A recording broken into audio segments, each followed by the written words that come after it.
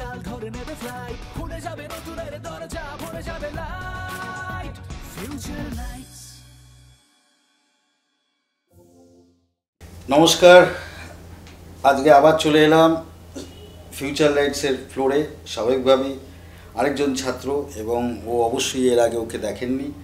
ও আমাদের নতুন ছাত্র, সদ্য 3 মাস হয়েছে এই সবে ওরা। ও ফুল টাইমের ছেলে, ন্যাচারালি ওকে একটা ওদের 3 মাস পরেই ফুল টাইমের ছেলেদের একটা সাইলেন্ট বলবো না, নন টকি ছবি বানাতে হয়। 5 থেকে 6 মিনিট ওরকম একটা ডিউরেশন কিছু সংস্থার দেওয়া থাকে, তার মধ্যে সেই ছবির দায়িত্বে আসবে আর কদিনের মধ্যেই ওই ছবির দায়িত্বে আসবে, মানে ওই ছবিটাকে করতে হবে সমস্ত দায়িত্ব নিয়ে। তা যাই হোক, তো ও সেই বিষয়ে ওর সাথে কিছু কথাবার্তা বলবো। তার আগে ওর এই জগতের 3 মাস যে আমাদের এখানে কাজ করছে, কী মনে হচ্ছে, কী অনুভূতি, সেগুলো বলবো। কেন এটা নিয়ে পড়তে আসলো ও সেটাও বলবো। তোমার নাম সারস্বত, তাই তো? সারস্বত কি? সেনগুপ্ত। সারস্বত সেনগুপ্ত, বদ্যি। হ্যাঁ, বদ্যি। আমার স্ত্রী বদ্যি ছিল। বদ্যিদের একটা প্রবলেম হচ্ছে, তারা খুব জ্ঞানী মনে করে নিজেদের, হয়তো জ্ঞানী। তো যাই হোক, তুমি বদ্যি, খুব ভালো। সারস্বত, সারস্বত মানে কি?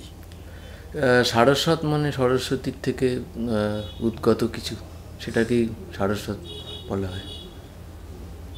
সরস্বতীর পথে থাকা কিছু, সরস্বতীর বড় পুত্র, সেটাও হতে পারে। বাহ, অসাধারণ। তা তুমি সরস্বতীর সত্যি বরপুত্র মনে করো? না না। কেন মনে করো না? সেটা তাহলে নামটাকে তুমি তো ইয়ে করছো। সে তো আমার নিজের দেওয়া না। আমি যেমন প্রচুর লড়াই করেছি, সুদীপ্ত মানে হচ্ছে ভালো আলো। আমি ভালো আলো হতে পারি না এখনো, but I try to B.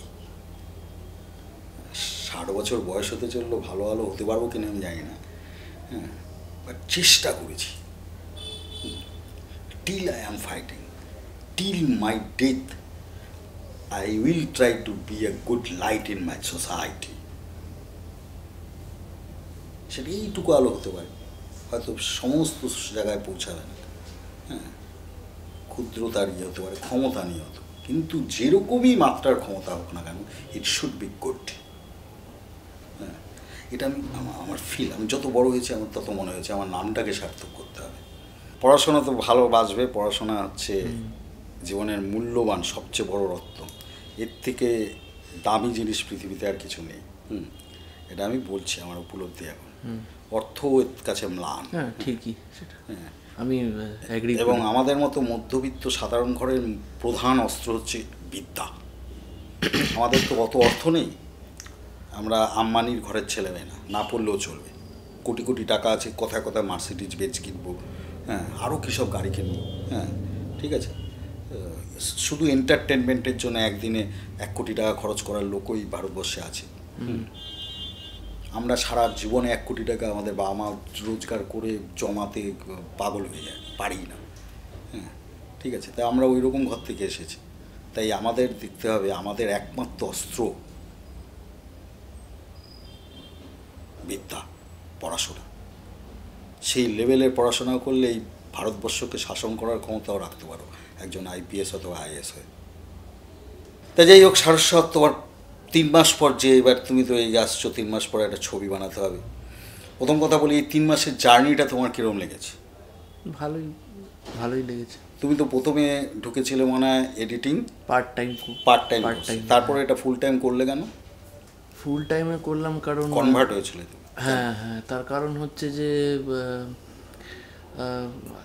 আমি জানতে পারলাম যে এই পেশাতে শুধু এডিটিংটা জানলে হয় না, মানে পুরো ফিল্ম মেকিংটা যদি কারো জানা থাকে, মানে যদি উদ্দেশ্য থাকে নিজে ছবি বানাবো, নিজের মতো করে ছুটবো, তাহলে এর A to Z জানতে হবে, শুধু একটা স্পেশালাইজেশন হবে না।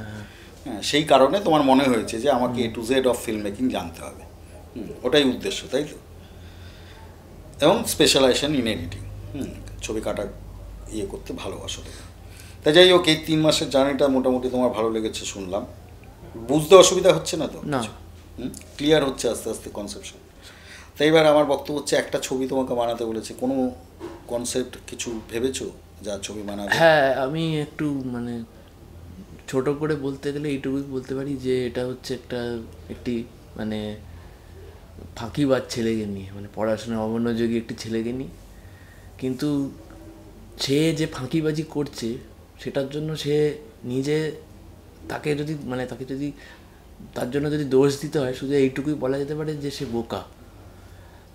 আর তার জন্য তার মা বাবাকেও পুরোপুরি হয়তো দায়ী করা যায় না। দায়ী যদি কেউ হয় তাহলে সেটা হচ্ছে আমাদের সমাজ এবং আমাদের শিক্ষা ব্যবস্থা আর কি। Very good. এটুকুই, মানে আমি এইটুকুই বলতে পারি হ্যাঁ হ্যাঁ, ছবিটা আমরা সম্পর্কে। কিছু হ্যাঁ, এর বেশি কিছু না, বাকিটা ছবিটা দেখলে আর কি বোঝা যাবে। হ্যাঁ অবশ্যই। তুমি তোমার দর্শককে এই ছবি নিয়ে কী বলতে চাও, যে হঠাৎ তুমি এই গল্পটা কেন ভেবেছো? প্রথম প্রশ্ন দর্শক হিসাবে আমারও মনে হচ্ছে যে এরকম একটা বিষয় তোমার মাথায় আসলো কেন? এই ফাঁকিবাজি বিষয়টা তোমার মাথায় হঠাৎ এলো কেন? অন্য কোনো বিষয় এলো না, ফাঁকিবাজি, নিজেকে ঠকানো, এইগুলো তোমার হঠাৎ মনের ভিতরে আসলো না, কেন? ফাঁকিবাজি মানে আমি ইংরেজিতে যদি বলতে হয় যে এক ধরনের মানে এসকেপিজম। ওই পালিয়ে যাওয়া, এটা ভয় লাগছে, ওটা পড়বো না বেশি, ওটা করবো না, ওই রকম কি পড়াশোনাটা ভালো লাগছে না, ওটা থেকে নানা রকমভাবে পালিয়ে যাওয়া। হ্যাঁ, সেটা তোমার মনে হলো কেন যে এই কন্টেন্টটাকে নিয়ে আমি কাজ করবো? কারণ সেটা খুবই, মানে আমার মনে হয় খুবই কমন সেটা আর কি। কেন কমন তোমার মনে হলো কেন?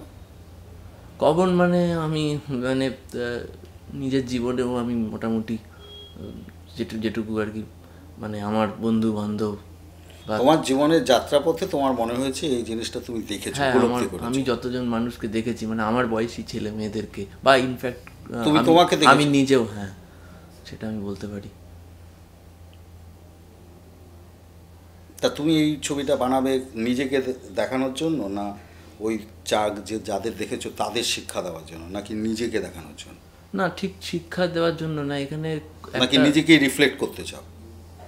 ঠিক মানে সেটা না, কিন্তু মানে সব কিছু যাতে মানে একটা মানে বাস্তব, যাতে সত্যি কথা যাতে সিনেমার মাধ্যমে মানুষের সামনে আসে, এটাই চাই। যাতে মানে আমাদের তুমি কি চাও যে এইরকমটাই ঠিক, নাকি এটা না হওয়াটাই ঠিক? না, আমি কোনো মানে ওরকম মানে মরাল জাজমেন্টের জায়গাতে যাইনি। শুধু পালিয়ে যাওয়াটা দেখিয়েছো। হ্যাঁ, এই পালিয়ে যাওয়াটা তো পজিটিভ না নিশ্চয়ই? না, পজিটিভ নয়, কিন্তু একটা চরিত্র হিসেবে এর যে পালাচ্ছে তারও মানে এর পয়েন্ট অফ ভিউ থেকে এরও কিছু কারণ রয়েছে, এর কিছু তার একটা গভীরতা আছে। তার পেছনে দায়ী হয়তো হতে পারে আমাদের শিক্ষা ব্যবস্থা বা আমাদের যে সমাজ, এবং আমাদের যে ভারতবর্ষের মতো দেশে যে কেরিয়ারের পেছনে যে মানুষের একটা র্যাট রেস, হ্যাঁ, দৌড়, একদম সেটাই। না, এটা তো একটা বিরাট বড় সমস্যা, যেটা আমি বলছিলাম আমাদের মতো দেশে এটা একটা খুব খুব জঘন্যতম ব্যাপার। যাই হোক, ঠিক আছে, কিছু করার নেই, তার মধ্যে দিয়েই সব কিছু করতে হবে। হ্যাঁ, করতে চাইলে করা যায়। যাই হোক, তোমার ছবি দর্শককে তুমি কি বলবে, মানে এই যে ছবিটা করবে তোমার কি বলার আছে দর্শককে? হ্যাঁ, আপনারা এই ছবিটা দেখুন, ভালো লাগলে ভালো বলবেন, খারাপ লাগলেও সেটাও জানাবেন। আপনাদের মতামতের উপরই পুরো ছবিটা দাঁড়িয়ে আছে, এটাই বলবো। আর তো অবশ্যই একজন মেকার হিসেবে তো আমাদের এটাই থাকে যে আমাদের আমাদের ছবি দর্শক কি বলছেন, মানুষ কি বলছেন তার উপরই। কারণ আমি একা বানালাম, আমার মনে হলো আমি খুব ভালো বানাই, তাতে তো আর কিছু আসে যায় না। মানুষের ফিডব্যাকটার উপর নির্ভর করে, যারা দেখবে তারা কি বলছে, তারা উপলব্ধি করতে পেরেছে কিনা। হ্যাঁ, কি যেন নাম? সারস্বতের বিষয়টা খুবই একটা এমনই বিষয় যেটা আমাদের জীবনের মধ্যে দিয়েও আমরা এর মধ্যে দিয়েও রাট করেছি। যেমন সারস্বতের কথা ভাবলে, সারস্বত যে বিষয় নিয়ে কাজ করছে ভাবলে আমার মনে হয় আমিও কি এইভাবে আমার পড়াশোনার পর থেকে একসময় স্কিপ করতে চাইনি। হ্যাঁ, তাতেই তো রেজাল্টগুলো আরেকটু বেটার হতে পারতো। হ্যাঁ, হয়নি, খারাপ হয়েছে। আমারও কিন্তু নিজের প্রতিচ্ছবি আমি যেন দেখতে পেয়েছি। হ্যাঁ, আমি বলছি না আমার দর্শকদের সবার মধ্যে এই ব্যাপারটা আছে, যাদের মধ্যে আছে তারা হয়তো ভাববেন। হ্যাঁ, কিন্তু সারস্বত কতটা এই ছবিটাকে তুলে ধরতে পারলো, হ্যাঁ, এই বিষয়টাকে তুলে ধরতে পারলো, সেটা অবশ্যই দেখার এবং interesting. Film is a visual language, visually ওকে প্রমাণ করতে হবে। কোনো ডায়লগ ওদের এই প্রথম ছবিতে থাকে না। হ্যাঁ, তাদের শুধুমাত্র ছবি দিয়েই সব কিছু বোঝাতে হয়। তা সারস্বত কীভাবে বোঝাবে সেটা দেখার ইন্টারেস্ট আমার রয়েছে, আপনাদেরও থাকবে। আশা করি আপনারা উৎসাহও দেবেন এদের প্রত্যেককে। আজকে আমরা এখানেই প্রোগ্রামটা শেষ করছি। আবার আগামী দিন আগামী এপিসোডে আরেকজন নতুন কাউকে নিয়ে আসবো। সঙ্গে থাকবেন 365 দিন। ভালো থাকবেন, সুস্থ থাকবেন। নমস্কার। Future lights. Whoa.